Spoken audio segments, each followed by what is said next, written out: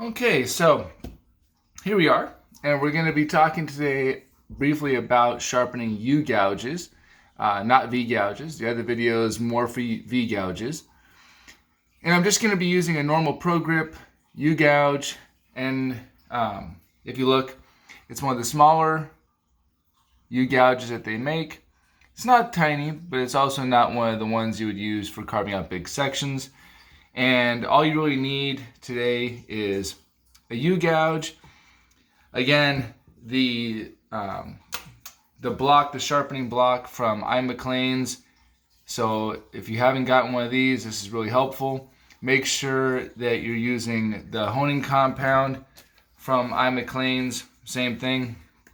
It's very helpful because it actually just takes off metal easier, smoother, and it actually stays in a form that can be used for years. I've had that same McLean's compound, honing compound, for a better part of 4 years now, and I can constantly apply it and it never dries out.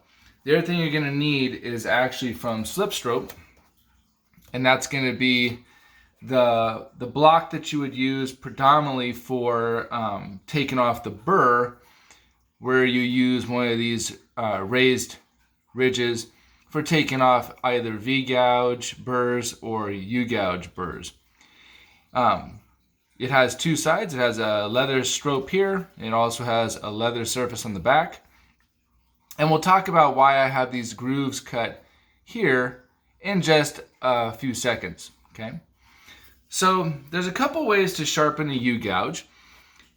A lot of places or people like to sharpen it directly on the stroke.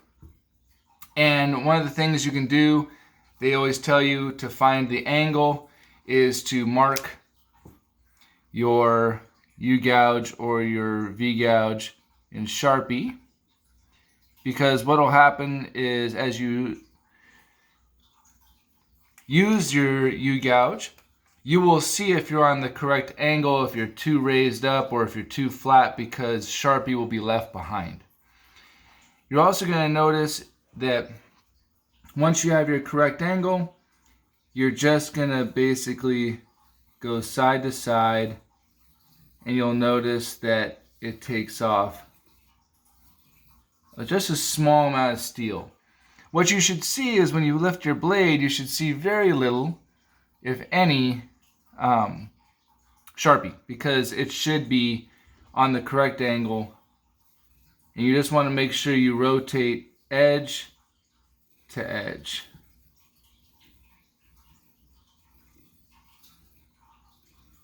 And you're going to do about 10 to 15 passes. Make sure you feel your blade. You can tell when it's starting to get sharp. It's going to start to build up compound in the channel, which is okay. That's easy to clear out just with a paper towel and a fingernail as you go. But if you haven't sharpened your U-gouge in some time, it may take you 2-3 passes to start sharpening it. Now that's just the part where you're sharpening the blade. You have to, as it starts to build up a small curl, a burr on the inside, that's what you're going to use a slip stroke for. You just have to find the correct profile to match your U-gouge, and 2 passes is really all it should take.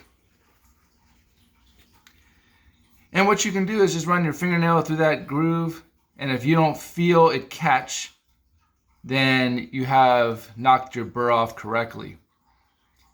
And your U-gouge should be nice and sharp once again. Now, you can sharpen it using the honing compound on a block. Other people like to do channel cutting, where essentially you would take a wood surface, and you're going to carve a channel with your U-gouge that's going to match the channel in your U-gouge itself. And I have done that before and used that method. And then you're going to fill that with honing compound So you would make sure that you take out your honing compound, and you're going to need to rub it into that space so that you can use that groove you cut. And then I'm going to use right now this much smaller file u-gouge because the groove that's cut in here is for that. So essentially you just get yourself on the same angle and you're just going to drag it through. Drag it through.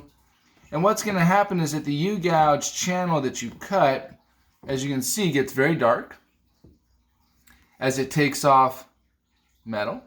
And it's doing the same thing as the rotation does. The difference is it's cradling the blade, and so it's doing it in one drag, coming down it like you do with your V-gouge.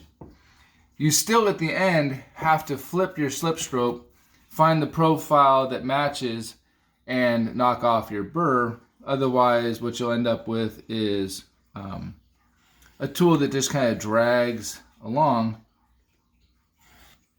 and is not very effective. So essentially that is all you really need to know when it comes to sharpening your u-gouges. You can either use the block or you can channel cut, where you simply cut a channel, fill it with honing compound, and then you're going to drag your tool through it. Same thing, 10 to 15 times. Make sure you knock off your burr. Do some test cuts, and that should work just fine. Happy cutting!